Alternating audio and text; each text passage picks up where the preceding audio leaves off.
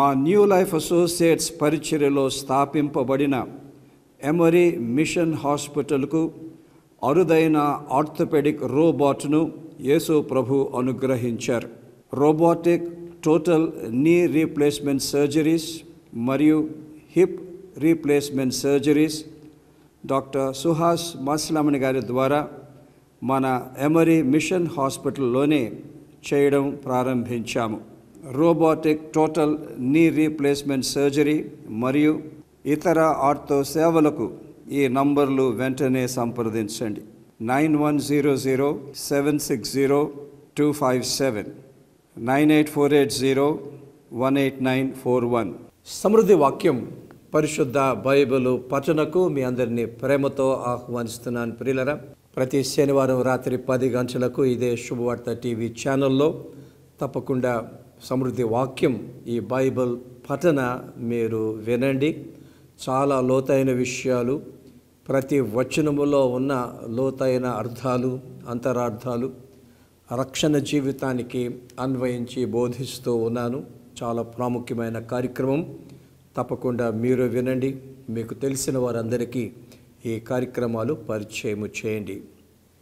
రేపు రాత్రి సమృద్ధి జీవములో చాలా అమూల్యమైన సందేశాన్ని ఇస్తూ ఉన్నాను. రక్షణ జీవితములో దేవుని చిత్తమునకు దేవుని ఇష్టమునకు ఉన్న తేడా ఏంటి? సో రేపు ఆ సందేశము శుభవార్త టీవీ ఛానల్లో రాత్రి 10 గంటలకు వస్తుంది. తప్పకుండా వినండి. చాలా ప్రాముఖ్యమైన సందేశం. సరే ప్రియులరా, మరి 2వ తిమోతి ముగించేస్తూ ఉన్నాను. చాలామందికి అప్పుడే నేనే డిజైన్ చేసి, టైప్ చేసి, ప్రింట్ చేసి, సంతకం చేసి మంచి సర్టిఫికెట్స్ చాలామందికి పంపించేసాను. మరి మీలో చాలామంది కరెక్ట్ ఆన్సర్స్ రాశారు. మీరు వెంటనే ఈ వాట్సాప్కు మీ అడ్రస్ పంపించండి. ఆ సర్టిఫికెట్ను వెంటనే నేను మీకు పంపిస్తాను. వాక్యములోనికి వెళ్ళిపోదాం ప్రియులరా. 2వ తిమోతి 4వ అధ్యాయము 18 నుండి 22 వచనాల్లో ఇంకా 2 విషయాలు ఉన్నాయి. అవి చూసిన తర్వాత నెక్స్ట్ పుస్తకానికి మనం వెళ్ళిపోదాము. తీతు పత్రిక వెళ్ళిపోదాం. ఆ 2వ తిమోతి 4:18 వచనం చదువుతూ ఉన్నాను. ప్రభువు ప్రతి దుష్కార్యము నుండి నన్ను తప్పించి తన పరలోక రాజ్యమునకు చేరినట్లు నన్ను రక్షించును. పౌలు అంటున్నాడు, తాను వెళ్ళిపోయే టైం వచ్చేసింది. తిమోతికి అన్నీ రాసేస్తూ ఉన్నాడు, చెప్పేస్తున్నాడు, అప్పగించేస్తూ ఉన్నాడు. మరి ఇంకా ముందుకు వెళ్ళాలి. ప్రభువు ప్రతి దుష్కార్యమును నన్ను తప్పించును అని అంటే మరణం కాదు అక్కడది. రక్షణ పోగొట్టుకునే పరిస్థితి. నేను రక్షణ పోగొట్టకుండా ఉన్నట్లు ప్రభువు నన్ను రక్షించును. ఎంత అద్భుతమైన సత్యం అండి ఇది. పౌలు ఎంతో కష్టపడ్డాడు, ఎంతో సేవ చేశాడు, ఎన్నో పత్రికలు రాశాడు, ఎంతోమందిని రక్షణ నడిపించాడు.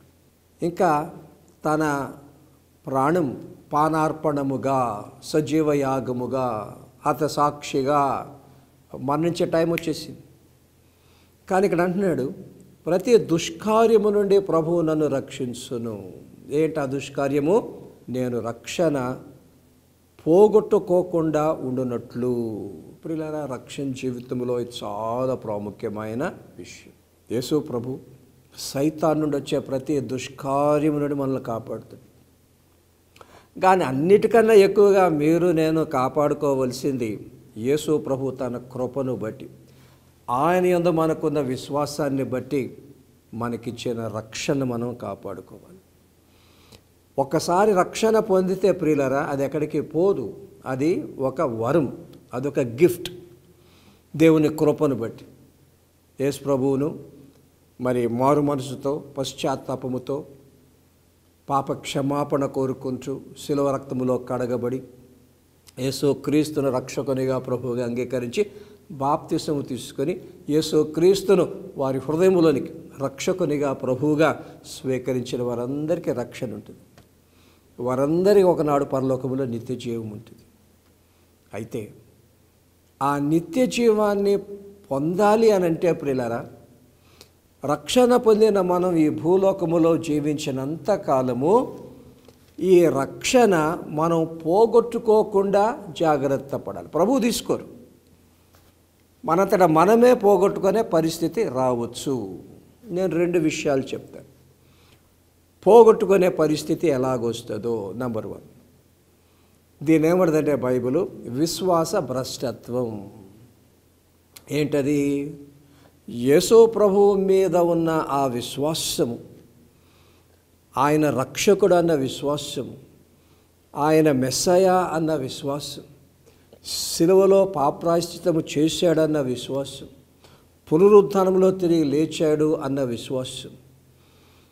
ఈ విశ్వాసములో మనం ఉన్నంత వరకు మన రక్షణ ఎక్కడికి పోదు. కానీ సైతాన్ ఏం చేస్తాడు? వచ్చి తప్పుడు బోధలు వినిపిస్తాడు. యేసు ప్రభు రక్షకుడు కాదు, ఆయన మెస్సయ్య కాదు అంటూ రకరకాలుగా తప్పుడు బోధలు ఈనాడు చలామణిలో ఉన్నాయి. బయట నుండి వస్తున్నాయి, లోపల నుండి వస్తున్నాయి. సో రక్షణ పోగొట్టుకునే పరిస్థితి ఎప్పుడు వస్తుందండి? యేసుక్రీస్తు మీద మనకున్న విశ్వాసాన్ని తొలగిపోయినప్పుడు, మళ్ళా లోకముతో మనం కలిసిపోయినప్పుడు. అంతేకాకుండా ఈ మాట కూడా వినండి ప్రియులరా, యేసుక్రీస్తు నందు విశ్వాసము అని అంటే ఏంటండి? యేసు ప్రభువే ఆ విశ్వాసం, యేసు ప్రభువే ఆ పునాది. అందుకే 1 కొరింథీ 3:11 పౌలు అంటున్నాడు చూడండి, వేయబడినది తప్ప మరొక పునాది ఎవడును వేయనేరడు, ఆ పునాది యేసుక్రీస్తే. క్రైస్తవ సంఘమైన, సేవకులైన, విశ్వాసులైన మన రక్షణ ఎవరి మీద కట్టుకోవాలండి? ఏంటా పునాది? యేసు ప్రభు. చాలా ప్రాముఖ్యమండి. ఆ పాఠ్యభాగం మీరు చదివితే కొన్ని పరిచర్యలు యేసు ప్రభు అన్న పునాది మీద కట్టబడ్డం లేదు. ఇష్టానుసారముగా సేవ చేసేస్తూ ఉన్నారు, ఇష్టానుసారముగా బోధిస్తూ ఉన్నారు. విశ్వాసులకు ఏం కావాలో అది చెప్తున్నారు, విశ్వాసులను వీరికి ఏం కావాలో అది చెప్తున్నారు. యేసు ప్రభువును బోధించడం లేదండి. యేసు ప్రభు అన్న పునాది మీద వారి పరిచర్యను కట్టడం లేదు. యేసు ప్రభువును వారు బోధించడం లేదు. ఏమైపోద్దండి? చివరికి ఆ పరిచర్యలో కొయ్యలాగా, గడిలాగా కాలిపోతుంది, దేనికి పనికి రాకుండా పోతుంది. ఎంత జాగ్రత్తగా ఉండాలండి సేవకులు. సేవ అన్నది యేసు ప్రభు అన్న పునాది. మరి యేసు ప్రభు ఎక్కడ దొరుకుతారు? మనకి 4 సువార్తల్లో దొరుకుతారు. అందుకే అంటాను నేను, ప్రీచ్ జీసస్. యేసు ప్రభువును బోధించు, 4 సువార్తలు బోధించు. దాని యొక్క మంచి వ్యాఖ్యానం ఉన్నది. అపోస్తల కాడి ప్రకటన దాకా ఇంటర్ప్రిటేషన్, ఎక్స్పోజిషన్ అది బోధించు. పాత నిబంధన బోధిస్తే యేసు ప్రభువుకు అన్వయించి బోధించు. ఒకవేళ యేసు ప్రభువును వదిలేసామనుకోండి, ఇంకంతే ప్రియులరా. యేసు ప్రభు అన్న పునాది మీద రక్షణ కట్టుకోకపోతే అది ఓడ బద్దలైపోతుంది, అది తొలగిపోతుంది, అది నిలవదు. అందుకే యేసు ప్రభు అన్నారు, నాకు వేరుగా ఉండి మీరు ఏమీ ఇచ్చేయలేరు. నాలో ఫలింపని ప్రతి తీగని నేను తీసి పారేస్తాను. ఏంటంటే ఆ సందర్భం? ద్రాక్షవల్లి నేను, నా తండ్రి వ్యవసాయకుడు. ద్రాక్షవల్లి ఇశ్రాయేలు ప్రజలకు సాదృశ్యం. కానీ క్రొత్త నిబంధనకు వచ్చేటప్పటికి ఇశ్రాయేలు ప్రజలు కాదు, యేసు ప్రభువే ద్రాక్షవల్లి. ఆ యేసు ప్రభు అన్న ద్రాక్షవల్లికే తండ్రి వ్యవసాయకుడు. తండ్రి యేసు ప్రభువునే సాగు చేస్తాడు కానీ ఎవరిని చేయడండి. యేసు ప్రభువులో ఉన్నవే సాగు చేస్తాడు కానీ ఏమీ చేయడండి. అక్కడ అంటారు, నాలో ఫలించని తీగలు నేను తీసి పారేస్తాను. ఎవరండి? అప్పట్లో యూదులు. ఎవరు యూదులు? యేసు ప్రభువుని నిరాకరించేశారు. నిజమైన ద్రాక్షవల్లిలో లేకుండా యేసు ప్రభువుని ఎప్పుడైతే విసర్జించేశారో, ద్రాక్షవల్లి అన్న నాలో లేరు అంటే వారు రక్షణలో లేరు, గాన్. ఎంత జాగ్రత్తగా ఉండాలి. సో మీరు ప్రభు రక్షించారు, రక్షణలో చక్కగా కొనసాగుతూ ఉన్నారు. ఎక్కువ ప్రాధాన్యత ప్రియులారా యేసు ప్రభువును బోధించే వారి దగ్గరికి వెళ్ళండి. ఒకవేళ మీ సేవకులు యేసు ప్రభువును బోధించకుండా ఏదేదో బోధిస్తూ ఉంటే వారికి చెప్పండి, మాకు యేసు ప్రభువుని గురించి చెప్పండి అని చెప్పండి. ఎందుకంటే ఆ యేసు ప్రభు పునాదే మనకు కావాలి, ఆ పునాది మీదే మనం కట్టబడాలి. రక్షణ జీవితం అంతా యేసు ప్రభు పునాది మీదే కట్టుకోవాలి. అప్పుడే కదా రక్షణలో స్థిరంగా ఉంటాం, రక్షణలోనే ఆశీర్వాదాలు పొందుతాం. రక్షణ పోగొట్టుకునే మరొక కారణం ఉంది ప్రియులారా, అదేమిటంటే శ్రమలను బట్టి యేసు ప్రభువును విసర్జించుట. 1 పేతురు 4వ అధ్యాయము 17-18 వచనాలు చదువుతున్నా. తీర్పు దేవుని ఇంటి యొద్ద ఆరంభమగు కాలం వచ్చి ఉన్నది, అది మన యొద్దనే ఆరంభమైతే దేవుని సువార్తకు అవిధేయులైన వారి గతి ఏమవును? మరియు నీతిమంతుడే రక్షింపబడుట దుర్లభమైతే భక్తిహీనుడు పాపియు ఎక్కడ నిలుతురు? ఈ వచనాల్లో ఉన్న కరెక్ట్ భావాన్ని మీకు నేను తెలియచేస్తున్నాను. పేతురు ఏమంటున్నాడు? నీతిమంతుడే రక్షింపబడుట దుర్లభమైతే. ఏ కారణాన? శ్రమలు వచ్చినప్పుడు యేసు ప్రభువును విసర్జిస్తే రక్షణ పోతుంది.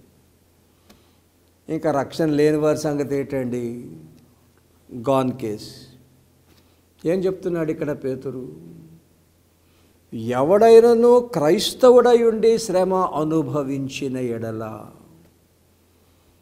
రక్షణ జీవితంలో యేసు క్రీస్తు కొరకు శ్రమ పడ్డమే దేవుని చిత్తం అండి. మరి ఆ శ్రమలు వచ్చినప్పుడు ఆ శ్రమల కారణంగా యేసు ప్రభువును అపార్థం చేసుకొని యేసు ప్రభువును వదిలేస్తే, జీవితాలను ఆయన విసర్జిస్తే రక్షణ ఎగిరిపోద్ది అంతే. వాళ్ళ రక్షణ పొందడం అసాధ్యమడది బైబిల్. సో ఏం చేద్దాం ప్రియులరా? ప్రస్తుతంలో మరి కొంతమందికి కొన్ని శ్రమలు వస్తాయి, కొంతమందికి కొంచెం మీడియంగా వస్తాయి, కొంతమందికి ఎక్కువ వచ్చేస్తాయి, కొంతమందికి ఒకదాని తర్వాత ఒకటి అలా తొర్లుకుంటూ వస్తూనే ఉంటాయి. అక్కడ పైన అంటాడు పేతురు, అగ్ని వంటి శ్రమలు వచ్చినప్పుడు ఏదో మీకేదో వింత జరిగింది అనుకోకండి. మీరు యేసు ప్రభువుని నమ్ముకున్నందుకు వస్తాయి ఇవి, ఈ శ్రమలు వస్తాయి, ఈ కష్టాలు వస్తాయి. అవి వచ్చినప్పుడు యేసు ప్రభువుని వదలకండి. మరణించేంత వరకు కూడా ఆయన విశ్వాసం ఉంచండి. మరణించేంత వరకు కూడా ఆయన రక్షణ తొలగిపోకండి. అప్పుడేమైపోద్దండి? ఎప్పుడైతే ఆ శ్రమల్లో నిలుస్తామో తట్టుకోవడానికి ప్రభువు కృపనిస్తారు, శక్తినిస్తారు. ఆ శ్రమలను మనల్ని కట్టుకోవడానికి ఎలా సద్వినియోగం చేసుకోవాలో కూడా పరిశుద్ధాత్మ ద్వారా బోధిస్తారు. చివరి దాకా ఎన్ని శ్రమలు వచ్చినా మరణించేంత వరకు, కన్ను మూసేంత వరకు కూడా యేసు ప్రభువునందు విశ్వాసములో మనం నిలిచి ఉంటే ప్రియులరా, ఒకనాడు పరలోకములో నిత్య జీవాన్ని మీరు నేను పొందగలుగుతాం. ఇదంతా ఎందుకు చెప్తున్నాను? ఇక్కడ పౌలు అంటున్నాడు, ప్రభువు నన్ను ప్రతి దుష్కార్యము నుండి రక్షించును. రక్షణ నేను పోగొట్టుకోకుండా మరి పౌలు తన రక్షణ కాపాడుకున్నాడు. పరలోకములో ప్రభు సమక్షములో ఉన్నాడు. మన తరుణం కూడా వస్తుంది, ఈరోజు కాకపోతే రేపు వస్తుంది.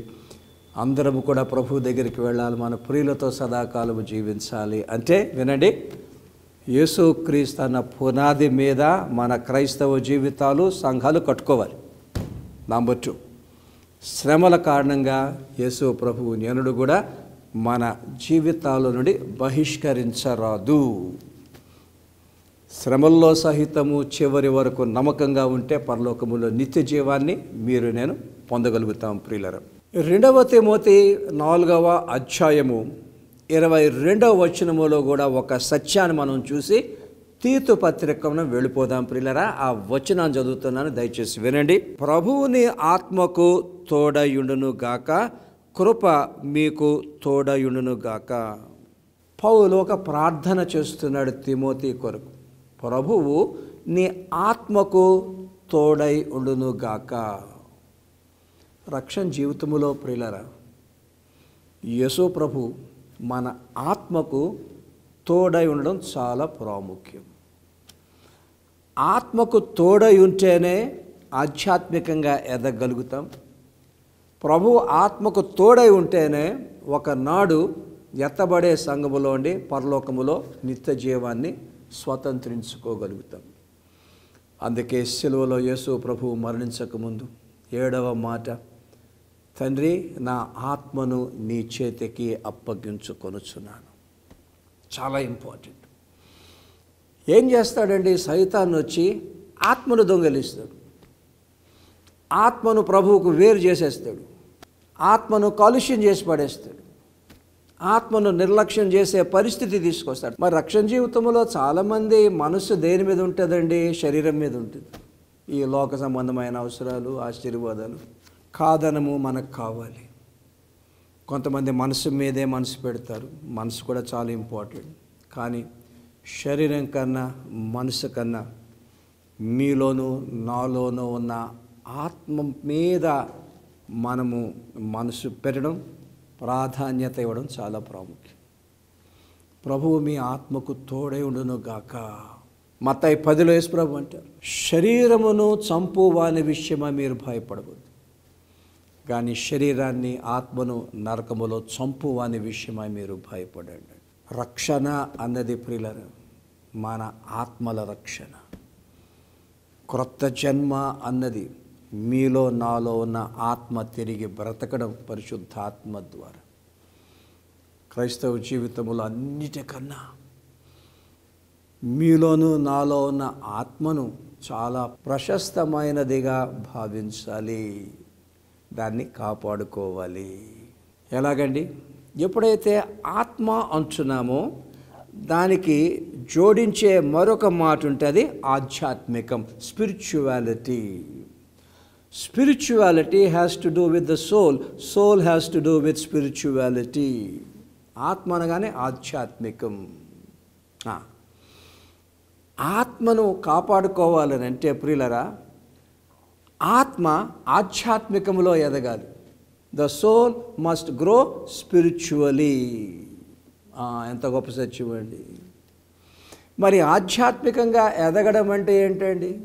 పౌలు ఎఫెసీ 4:11-12లో ఆధ్యాత్మికం అంటే ఏంటో తెలియచేశాడు. చదువుతున్నాను, వినండి ప్రియులరా. మనమందరము విశ్వాస విషయములోను దేవుని కుమారుని గురించిన జ్ఞాన విషయములోను ఏకత్వము పొంది సంపూర్ణ పురుషులమగు వరకు, అనగా క్రీస్తునకు కలిగిన సంపూర్ణతకు సమానమైన సంపూర్ణత కలవారమగు వరకు ఆయన ఈలాగు నియమించాను. ఆధ్యాత్మికం, స్పిరిచువాలిటీ అంటే ఏంటి ప్రియులరా? ఒక్క మాటలో మీరు నేను ఆధ్యాత్మికంగా దినదినము యేసుక్రీస్తు స్వరూప్యములోనికి ఎదుగుట, యేసు ప్రభు స్వభావములోనికి ఎదుగుట, అదండి. That is true spirituality. ఎప్పుడైతే మన ఆత్మలు యేసు ప్రభు స్వరూప్యములోనికి ఎదుగుతాయో అవి ఆధ్యాత్మికంగా ఎదుగుతాయి. ఎప్పుడైతే ఆధ్యాత్మికంగా ఎదుగుతాయో వాటికి మంచి పుష్టి వస్తుంది. ఆ ఆధ్యాత్మికము ద్వారానే ఎన్నో ఆశీర్వాదాలు వస్తాయి. ఆ ఆధ్యాత్మికమే ఒకనాడు మీకు నాకు పరలోకములో నిత్య జీవాన్ని ప్రసాదిస్తుంది ప్రియులారా. సో పౌలు అంటున్న ఈ మాట మనం సీరియస్గా తీసుకుందాం. ప్రభు తోడై ఉంటారండి, ప్రభు తోడై ఉంటారు. కానీ మనకు కూడా ఒక బాధ్యత ఉంది కదా, మన ఆత్మ విషయంలో, ఆధ్యాత్మికం విషయంలో, ప్రభు స్వరూప్యములో ఎదగడం విషయంలో. సో మీరు ఒకసారి ఆలోచన చేయండి, యేసు ప్రభు క్యారెక్టర్ ఏంటి? నేను ఎప్పుడు 4 మాటలు చెప్తా. యేసు ప్రభు క్యారెక్టర్ రాసుకోండి. 1, యేసు ప్రభు ప్రేమే ఆయన క్యారెక్టర్. ఆ ప్రేమలోనికి ఎంత ఎదుగుతామో ఆయన స్వరూప్యంలోనికి ఎదుగుతాం. నంబర్ 2, యేసు ప్రభు జ్ఞానమే ఆయన క్యారెక్టర్. యేసు ప్రభు జ్ఞానములోనికి ఎంత ఎదుగుతామో ఆయన క్యారెక్టర్లోనికి అంత ఎదుగుతాం. నంబర్ 3, యేసు ప్రభు పరిశుద్ధతయే ఆయన స్వభావం, క్యారెక్టర్. ఆ ప్రభు యొక్క పరిశుద్ధతలోనికి ఎంత ఎదుగుతామో క్రీస్తులోనికి అంత ఎదుగుతాము, అంత ఆధ్యాత్మికంగా ఎదుగుతాం. నంబర్ 4, యేసు క్రీస్తు లాంటి శక్తిలోనికి ఎదగాలి, పరిశుద్ధాత్మ శక్తిలోనికి ఎదగాలి. అప్పుడు క్రీస్తు స్వరూపులోనికి ఎదిగిన వారం అవుతాం ప్రియులారా. ఈ విషయాలు మనసులో పెట్టుకోండి. మన ఆత్మలు యేసు ప్రభు స్వరూప్యంలోనికి ఎదగాలి అంటే ఆయన ప్రేమలోనికి, ఆయన జ్ఞానములోనికి, ఆయన పరిశుద్ధతలోనికి, ఆయన శక్తిలోనికి దినదినం మంచి స్పిరిచువల్ ఎక్సర్సైజెస్ చేస్తూ, ఆధ్యాత్మిక వ్యాయామాలు చేస్తూ, భక్తి జీవితాన్ని పెంపొందించుకుంటూ, ప్రార్థన జీవితాన్ని పెంపొందించుకుంటూ, వాక్యం చదువుతూ, సేవకు ఆరాధనకు దగ్గరగా ఉండి మీరు నేను ముందుకెళ్తే చక్కగా ఈ ఆత్మలో ఎదుగుతాము. అప్పుడు అది నిజమైన ఆధ్యాత్మికం వస్తుంది, క్రీస్తు స్వారూప్యం వస్తుంది. ఏ క్షణమైన ప్రభు వస్తే ఎత్తబడే సంఘములో మీరు నేను ఉంటాం ప్రియులరా. ఇంతటితో పౌలు తిమోతికి రాసిన 2వ పత్రిక సమాప్తం. ఇప్పుడు మనం తీతు పత్రికకు వెళ్దాం. ఈ తీతు ఎవరండి? పౌలుకు సహకారిగా ఉన్నాడు. పౌలుతో యెరూషలేమునకు అక్కడ పరిచర్య చేయడానికి వెళ్ళాడు. గలతీ 2:1-3 మీరు చూడండి. అంతేకాకుండా తీతుకు మరొక ప్రత్యేకత ఉన్నది. పౌలు తీతును కొరింథుకు పంపించాడు. ఎందుకు? కొరింథు సంఘములో కొంచెం సహాయము యెరూషలేము సంఘానికి తేడానికి. 2 కొరింథీ 8:6 మీరు చూడండి. కానీ మొత్తానికి తీతు ఎవరండి? పౌలుతో సహకారిగా ఉంటూ పౌలుతో సేవ చేసినవాడు. అంతేకాకుండా తీతుకు మరొక విశేషం ఉంది. అదేంటంటే 5వ వచనములో మనం చూస్తే, నేను నీకు ఆజ్ఞాపించిన ప్రకారము నీవు లోపముగా ఉన్న వాటిని దిద్ది ప్రతి పట్టణములోనూ పెద్దలను నియమించు నిమిత్తమే నేను క్రేతులో నిన్ను విడిచి వచ్చి తిని. ఆ చుట్టుపక్కల ప్రాంతాలన్నిటిలో కూడా సేవ చేయడానికి పౌలు తిమోతిని క్రేతులో విడిచిపెట్టి వచ్చేసాడు. సో పౌలు ఒక సంఘ పెద్ద అయి ఉండవచ్చు, లేకపోతే ఒక సంఘ కాపరై ఉండవచ్చు. మొత్తానికి సంఘములో పరిచర్య చేస్తున్నవాడు కొన్ని స్థలాల్లో కూడా వెళ్ళి సంఘాలను బలపరిచే ఒక వ్యక్తి అన్నమాట. ఇక్కడ ఒక మాట తీతు గురించి మనం చదువుతాం ప్రియులరా. తీతు ఎవరనంటే ఒక గ్రీకు దేశస్థుడు, ఒక అన్యుడు. ఎప్పుడైతే పౌలుతో తిరుగుతున్నాడో అక్కడ యూదులు ఏం చేసేసారంటే, మా యూద ఆచార ప్రకారము నువ్వు సున్నతి చేయించుకోవాలి అని పెట్టారు. పాపము తీతుకి ఏం చేయాలో తెలియలే. పౌలు సపోర్ట్ చేశాడు. చేసి అక్కర్లేదు బాబు, అదొక ఆచారం అయిపోయింది అంతే. రక్షణ పొందిన వారు సున్నతి చేసుకునే అవసరం లేదు అంటూ సున్నతి నుండి తీతును పౌలు తప్పించాడు. ఇక్కడ మనం నేర్చుకోవాల్సిన సత్యం ఏంటంటే ప్రియులరా, ఈనాడు యూదా మతములో ఉన్న బోధలు మనకు కావాలి, అంటే పాత నిబంధనలో ఉన్న బోధలు మనకు కావాలి. కానీ పాత నిబంధనలో ఉన్న యూదుల సాంప్రదాయాలు మనకు అక్కర్లే. That's a difference. We want the teachings in the Old Testaments, but we don't want the customs of Jewish people. అందులో ఒకటి ఎక్కువగా చెప్తూ ఉంటారండి, ఆరాధన అన్నది శనివారము చెయ్యాలి, సబ్బాతు దినము గనుక, అది పాత నిబంధనలో ఉన్నది అంటూ చాలా విసిగించేస్తారు చాలామంది. పౌలు తీతును సున్నతి చేయించుకునే అవసరము లేదు అని చెప్పినప్పుడు యూదా మతాచారము ఆరాధన శనివారము కూడా చేసే అవసరం కూడా లేదు. చూస్తున్నారా? మనము ఆరాధన ఆదివారం చేస్తాం. ఎందుకు చేస్తాం? ఆదివారము యేసు ప్రభు పునరుద్ధానము చెందిన దినము గనుక. పునరుద్ధానం అన్నది రక్షణకు కిరీటము లాంటిదన్నమాట. ఆదివారమున యేసు ప్రభు మరణాన్ని జయించి పునరుద్ధానంలో తిరిగి లేచారు గనుక ఆదిమ సంఘం ఎంత చక్కని ఒక నియమాన్ని ఏర్పాటు చేసేసిందండి. ఇక మీదట రక్షణ పొందిన వారు యూదా మతాచారాన్ని పాటించరు కానీ యేసుక్రీస్తు నందు రక్షణ పొందిన వారిగా ఆదివారము ఆరాధన చేస్తారు. ఆ మాటకు వస్తే మనం ఎంత ధన్యులం ప్రియులరా. మన దేశంలో ఆదివారమే సెలవు దినం. ప్రభు ఎంత మంచి ఏర్పాటు చేశారండి. ఆదివారం సెలవు దినం ఎందుకు ఏర్పాటు చేశారండి? దేశములోనే ఎందుకు ఏర్పాటు చేశారండి? రక్షణ పొందిన మనం మన ఆలయాలకు వెళ్ళి యెహోవా దేవుని తండ్రి, కుమార, పరిశుద్ధాత్మను మనము ఆరాధన చేయునట్లు. సో ఈనాడు కూడా పాత నిబంధనలో ఉన్న కొన్ని సాంప్రదాయాలు, కొన్ని ఆచారాలు మరి సంఘాల్లో తీసుకొచ్చేసి పాటించేస్తూ ఉన్నారు. అవసరం లేదండి మనకది. పాత నిబంధనలో ఉన్న దేవుని వాక్యం కావాలి, బోధలు కావాలి, మంచి సూత్రాలు కావాలి, నైతిక విలువలు కావాలి. కానీ ఆ సాంప్రదాయాలు మనకొద్దు. ఎవరన్నా పాత నిబంధనలో ఒక సాంప్రదాయాన్ని కొత్త నిబంధనలో సంఘం మీద రుద్దుతున్నారు అని అంటే అది రాంగ్. అవన్నీ మనకు అక్కర్లేదు. ఆ సాంప్రదాయాలన్నీ మనకు అక్కర్లేదు. యేసు క్రీస్తులో క్రైస్తవ్యము స్టార్ట్ అయ్యింది. యేసు క్రీస్తులో రక్షణ పొందిన సంఘము స్టార్ట్ అయ్యింది.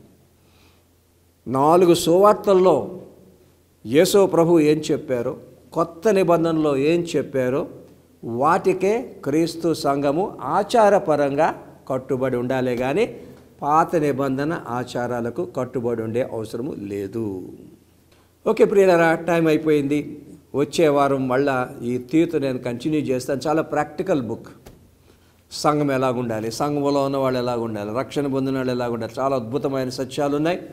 వచ్చే వారం మళ్ళా ధ్యానము చేద్దాం, ప్రార్థన చేసుకుందాం. సర్వశక్తి గల మా పరలోకపు తండ్రి, బైబిల్లో ఉన్న అనేక విషయాలు మాకు తెలియచేస్తూ ఉన్నావు. నీకు స్తోత్రములైన సత్యాలు బోధిస్తున్నావు తండ్రి. నీకు స్తోత్రములు ప్రభువా. విన్న వాక్యాన్ని పరిశుద్ధాత్మ దేవ మా వినికిడిలో నూనెతలుగా ఫలింపచేయండి. వాక్యం విన్న బిడ్డలను ఆశీర్వదించండి. కష్టాల్లో, ఇబ్బందుల్లో ఉన్న వారిని విడిపించండి. హృదయాల్లో ఎన్నో ప్రార్థనలు ఉంటున్నాయి నాయన. ఆ ప్రార్థనలు ఆలకించి బిడ్డలను దీవించండి.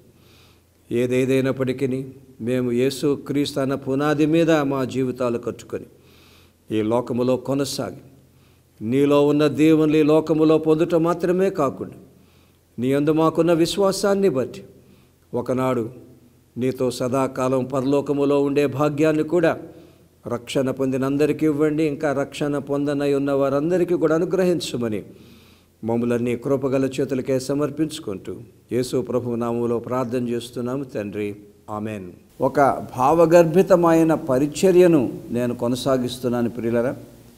ఈ పరిచర్య కొన్ని లక్షల మందిని ఆశీర్వదిస్తూ ఉన్నది. మా పరిచర్యకు సంబంధించిన సమాచార లేఖ విత్తనం మీకు కావాలంటే ఇక్కడ వస్తున్న వాట్సాప్ నంబర్కు మీ అడ్రస్సు, మీ సెల్ నంబర్ పంపించండి. వెంటనే న్యూస్ లెటర్, సమాచార లేఖ, మా విత్తనము అన్న ఆ లేఖను నేను మీకు పంపిస్తాను. అందులో ఒక కార్డు ఉంటుంది. ఆ కార్డును మీరు ఫిల్ చేసి మళ్ళీ తిరిగి నాకు పంపించండి.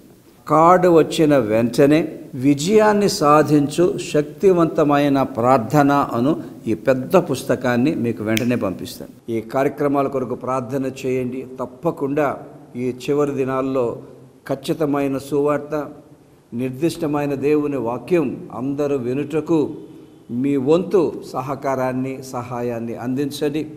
మీ కానుకలు ఇప్పుడు వస్తున్న సమాచారాన్ని బట్టి తప్పకుండా ఈ కానుకలు ప్రతి నెల పంపించండి. ఎవరైనా ఒక కార్యక్రమాన్ని స్పాన్సర్ చేయాలి అని అంటే ఇక్కడ వస్తున్న ఆ సెల్ నంబరు మీరు కాల్ చేసి ఏ రకంగా ఒక కార్యక్రమాన్ని స్పాన్సర్ చేయగలరో ఆ రకంగా స్పాన్సర్ చేయండి. ప్రియులరా, కొన్ని లక్షల మంది జీవము గల వాక్యాన్ని విని యేసు ప్రభు ఆశీర్వాదాలు పొందితే వారు పొందిన ఆశీర్వాదాలను బట్టి యేసు ప్రభు తప్పకుండా మిమ్మలను ఆశీర్వదిస్తారు. మీ స్పందన కొరకు నేను ఎదురు చూస్తూ ఉంటాను. యేసు ప్రభు మిమ్మలను సమృద్ధిగా ఆశీర్వదించునుగాక.